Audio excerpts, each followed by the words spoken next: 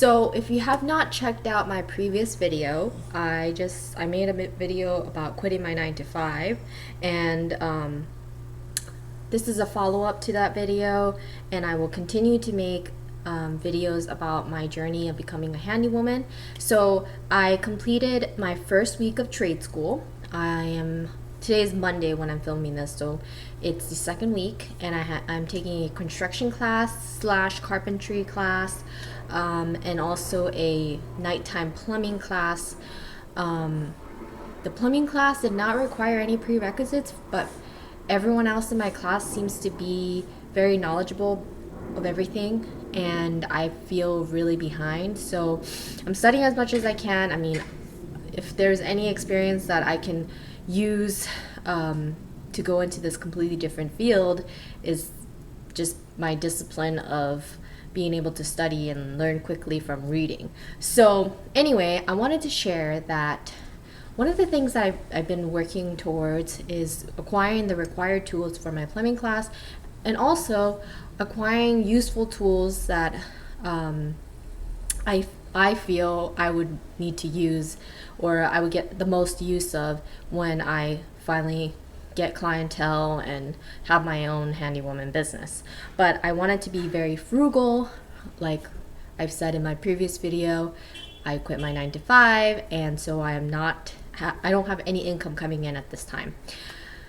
And side note, I don't know how people are able to work and go to trade school full time, because a lot of these classes, at least similar to the classes that I'm taking, have labs in addition to lectures, and labs are like working like on site, similar to working on site. So I mean, maybe most people that decide to go and get additional training through trade school just have the stamina for it, but I am dead after my 3-hour lab class. So I definitely need to start lifting weights, just the ability to continue working. But hopefully I will not be doing like big construction, building walls, those kinds of things. I don't think I can anyway. I don't think those jobs will be under $500 as a handywoman. But regardless, it's awesome to be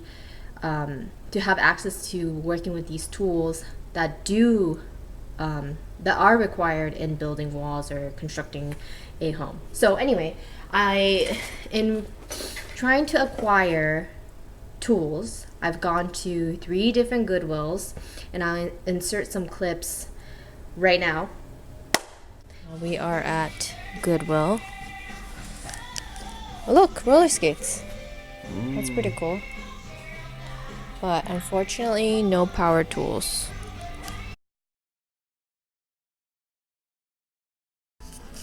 So I'm in the second thrift store. It's the American thrift store, and it's a bunch of the same things, really. Same appliances, but this place is much bigger. But no tools, not even anything that's not power driven. So kind of sucks. I've come to realize that because hand tools, power tools, they could, potentially be weapons. I think that's why I can't find them at thrift stores, which is fine. So I took the time to go to Home Depot and kind of took photos of how much different brand tools in different brands would cost, just to kind of have an idea of what I need to spend, what tools I would make the most use of, and what I would definitely need. But as far as like safety equipment, things that kind of come as a afterthought, maybe, at least to me it did. I thought maybe I'll get it at a cheapy place, like not an afterthought, like things you would just use and dispose. So some of the things that I got from a Japanese dollar store. It's $1 or 100 yen in Japan, but because they've imported all these things here, they are $1.50 here. So I went to one of the Daisos and I got a dust mask which would have come in so useful to today, because in my construction lab class, we work with a lot of drywall and sanding drywall. So drywall could be a toxic irritant to your lungs, so this would have been very handy. I actually was provided a free one. I got a little bit of my dirty makeup on it, but the rubber band on here is really, really tight. So hopefully this one is really great. I'm gonna open it now and start using this one. You know, the Japanese cheapy stuff, surprisingly, are really well made, and hopefully this one is a little bit easier to breathe in, because when I was using this one, it doesn't have like an opening, you know, as this one does. So hopefully this one is easy to use. But I just, so far I already like this because the elastic is not all sticky rubber like this one. It's really tight. Okay, so I got that, $1.50, and I definitely need utility gloves, because I am in a carpentry class. We work with a bunch of wood, Douglas fir, carrying them around, getting blocks, measuring things, hammering nails, things like that. So I needed utility gloves. And they had a variety of different ones, but I just decided to go with these cheapy ones just for now. They're cloth and they have grip, and I figured this will be a good, there's lint flying around everywhere now, a good way to avoid getting splinters. And then I will use this in class. There's 2 pairs, so if I did lose them, it's only $1.50 for 2 pairs, so I'm not going to be like, oh my gosh, I lost out money on them. And you know, as I move forward with the class and, you know, acquiring more and more tools, I'll get better quality ones if need be.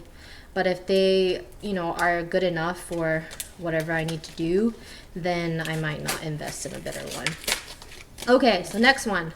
I needed a 9-inch level for my plumbing class anyway, and I decided to get that as a quality one, like a good quality level. I'm deciding to get that at Home Depot. I'll probably pick it up this weekend, but I found this like a cheapy $1.50 one, so I decided to just pick it up just so I could, you know, see if it's even effective.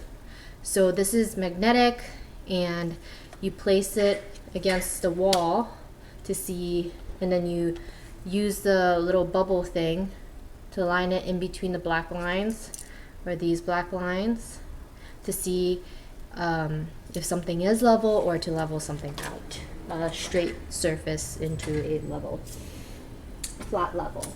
So there's those 3 things. I also got masking tape, because also $1.50. Just regular masking tape, because I wanted to tape all of my tools that I already have and things that I have purchased that I can stick tape to, and put my name on it so they don't get lost. And these safety glasses that have a little bit of dust and drywall on them, this was provided to me from my carpentry lab class for free, so that's awesome.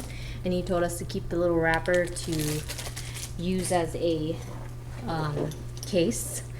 And I think that's it for Daiso. I also wanted to show you some tools that were on the required list, or required tools list from my plumbing class that I already had at home. So first is these pliers that have the ridges on them, and they're a little bit adjustable. And then a 6-inch wrench from Drop Forged. I don't know what the brand is exactly. They're adjustable, 6 inches. A regular screwdriver. This screwdriver, the plumber or the handyman at my old LA apartment, he left this at my unit, so I just kept it. And then I have another one which has like the flatter, I don't know what this is called, screwdriver thingamabobber. It's a 3/16 by 3-inch screwdriver. And then I have a 37-piece ratcheting screwdriver bit set. My boyfriend got this at AutoZone, and he said he's used it once a year or something, and have had it for a while. So that's all of my tools so far. Just wanted to share that and to let you know that I'm in trade school, going into the blue collar, and so far I love it. A lot of learning, a lot of new words, a lot of new meaning to words that I thought I knew, and a lot of physical work, but I'm enjoying it so far, and I will keep you updated and going along with me on this journey. But so far, this is what I've gathered. I haven't spent that much money, so that's probably all of these I've already had. And then this, and this, that's $6. That's $6 that I've used so far. All these together. Okay, thank you for watching. I better get going to class. Bye.